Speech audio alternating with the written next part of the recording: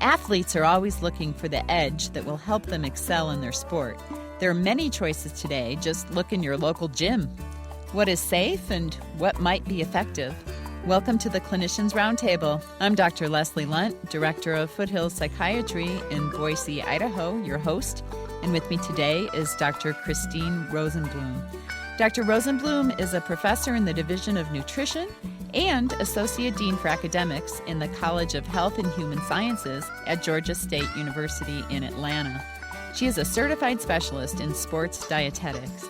Her research interests include nutrition for athletes and active people. Dr. Rosenbloom publishes on nutrition assessment and nutrition knowledge of athletes and writes reviews on sports nutrition as a contributing editor for Nutrition Today. Welcome to ReachMD. Well, thank you, Dr. Lundt. It's great to be here. Dr. Rosenbloom, is the use of supplements to enhance performance a relatively new thing? No, using supplements of all kinds have been around for a long time, and there was a paper written not too long ago by a colleague of mine, Liz Applegate, out in California, where she looked at the history of this and found that as early as 300 and 400 BC, warriors, we didn't really call them athletes then, were using all kinds of things like the hearts of deers or the liver of a lion with the idea that eating those things would give you those characteristics of the animal. Wow. The difference today is that we've been able to distill that down to a pill that anybody can take. Yeah, lion heart pill. Is that available in the gym yet? I haven't seen that one. Not yet, but give it time. What are the common supplements you see nowadays? Well, it really depends on the area of the country that you're in and probably the sport that you're dealing with. But I see a lot of athletes using creatine, caffeine, anything that gives you an energy boost like caffeine. And then a new one on the scene is green tea extract, or what chemically we call EGCG, and nitric oxide. So those are some hot ones right now. Ah, okay. Well, let's begin with creatine. What's the history behind that? Well, creatine's really interesting, and I think I would jump back by just saying anything with sports supplements, there's usually some kernel of truth to it. There's some physiological mechanism there that really is plausible. It's just that I like to say the marketing's ahead of the science often. But the creatine first came on the scene after the 1992 Olympic Games, and there was a British sprinter named Linford Christie who won the gold in the 100-meter event. And he was 32 at the time, which was a pretty advanced age to win that event.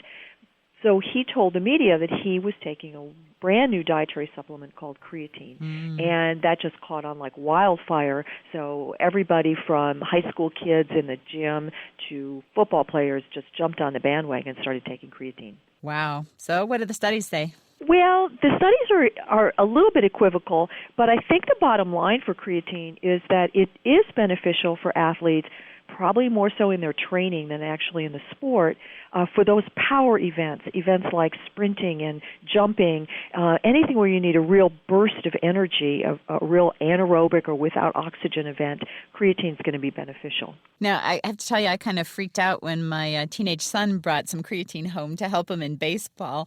What are the risks of using creatine? Well, there are a couple of concerns with younger children using creatine. The American College of Sports Medicine does not recommend that anyone under the age of 18 use this because we just don't really know what the long-term effects might be. When creatine was first on the scene, a lot of athletes complained of muscle fatigue or muscle cramping or even muscle pulls and strains, and everyone assumed it was because of the creatine. Now what we think probably happens is that athletes get overconfident and they probably train too hard because creatine might help them with training, particularly the strength training. So they may push themselves a little farther than they would normally do, and that might lead to some muscular injury. Mm-hmm. Okay, well, let's move to caffeine. Caffeine? Why would they use caffeine? Well, caffeine is one of those great substances for athletes, and a lot of people know that. People would say, gee, I have a cup of coffee in the afternoon, and then I go out for my evening run, and I feel so much better. So what we know about caffeine is that it probably has three effects on your performance. First, it increases epinephrine or adrenaline in the blood, and that gives you a boost and a charge, so you feel more energized. And the second thing that caffeine might do is have a direct effect on the actual muscle itself. So it might help to change the cell membrane potential so that the muscle that's contracting can work harder and longer without becoming fatigued. And then the third thing we all know, it's the mental alertness. Caffeine, always gives us that little boost and those of us who have to have caffeine in the morning, like me, know that feeling, and so it helps with the mental fatigue of sports. So those three things together make caffeine a pretty potent ergogenic or work-producing aid. Now, do they test for caffeine in organized sporting events like the Olympics? They used to, but they don't anymore because caffeine is one of those drugs that is so common in all of our cultures. So they do not test at the Olympic level, but they still do look at it at the college level. So the National Collegiate Athletic Association limits caffeine use. They don't ban it, but it's limited, and it's only looked at in a urine test. But it takes athletes about 8 cups of strong coffee to reach the limit. So you really have to have a lot, and that could have an adverse effect on your performance anyway because caffeine can make you jittery, nervous. Right, yeah. Although I do remember, I guess, back when they did test, there was an Australian equestrian athlete who got his medals taken away for caffeine. Yeah, the one thing about caffeine that's interesting is that it is part of our culture, but it's probably not likely that you were going to have too much if you consume beverages, but it's the pills. If you're taking anything in a concentrated pill form, like caffeine pills, which you can do, you could easily reach a limit that would cause you to be banned from sport. If you're just joining our discussion, you're listening to ReachMD, XM 157, the channel for medical professionals. I'm Dr. Leslie Lundt, your host, and with me today is Dr. Christine Rosenbloom, recipient of the Sports, Cardiovascular, and Wellness Nutritionists Achievement Award for her contributions to the research and application of sports nutrition in 2008. And we're discussing the use of different supplements in sports to enhance performance. Now, Christine, the ECGC, that's a new one to me. I thought it was a nightclub. Right. It's actually EGCG. It's a tough one to say. And we say EGCG because it stands for epogallocatechin gallate, which is a lot harder to say. But this is a supplement that is found in green tea. So if you see these weight loss supplements that are green tea extract, that's what they're promoting is the EGCG. And this became really popular when ephedra was banned. Back in 2004, the Food and Drug Administration stepped in to dietary supplements and said no more ephedra because it was associated with several athletes' deaths. So the industry was really on the hunt for some new supplement they could keep those weight loss products going. So EGCG was born. So this is something now you'll see in all kinds of supplements that claim to decrease fat and increase your muscle. Do we have any research that it actually does anything? Well, there is some research on it, more in the weight loss industry, but athletes, they want to have the perfect bodies now. So we do see a lot of crossover between sports supplements and weight loss supplements. And there is a little bit of evidence that EGCG, when given in concentrated doses, can slightly increase your metabolism. The catch is that all of the studies are done with caffeine. So we don't really know if it's the caffeine or it's the EGCG that's causing the slight change. Another thing that the research has been criticized for is that there's something that we call caffeine naivete. If you don't have a lot of caffeine in your system, if you're not a normal coffee drinker, you're going to respond more to caffeine. And so most of their subjects are caffeine naive. They haven't had a lot of caffeine, so they may have a boost from getting caffeine. For those of us like me who use caffeine in coffee or tea, it's probably not going to have much effect. Now, what about nitric oxide? How do you even take that? Well, it is a gas, but they sell it in pill or powder form or liquid form. Yeah, you can get it in all different kinds of ways. But nitric oxide is another one of these supplements that there's a good biological basis for why it might work. However, I'll skip to the end. It probably doesn't have much effect for athletes. But in the clinical medicine literature, nitric oxide is a compound that was found to help relax blood vessels.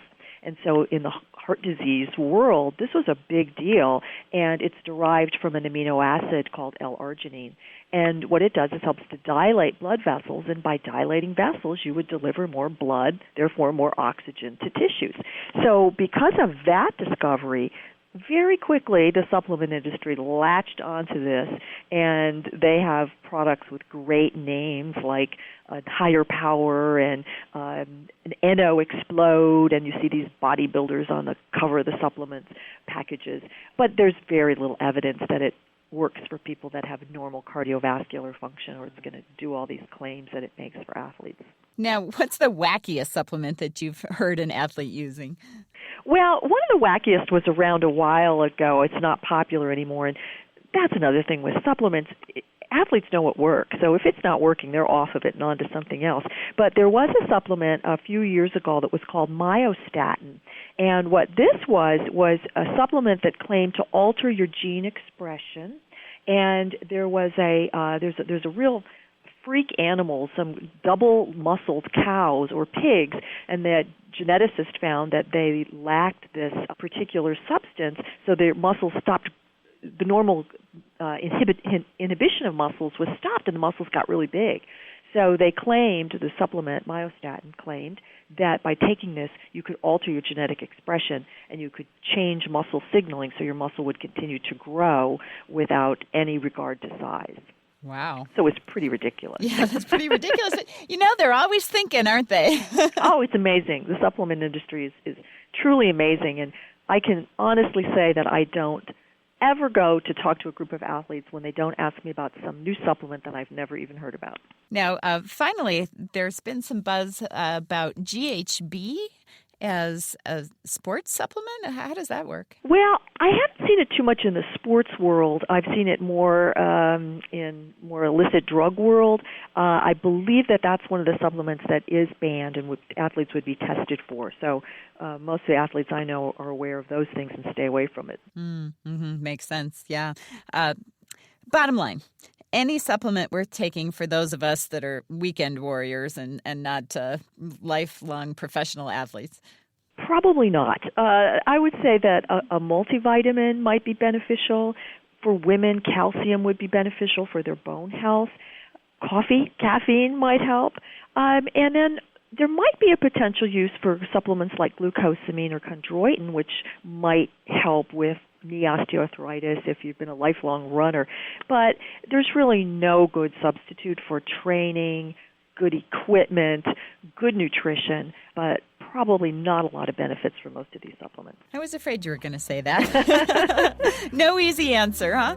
Right. Oh, as always is the case. Well, thank you so much for being on the show today.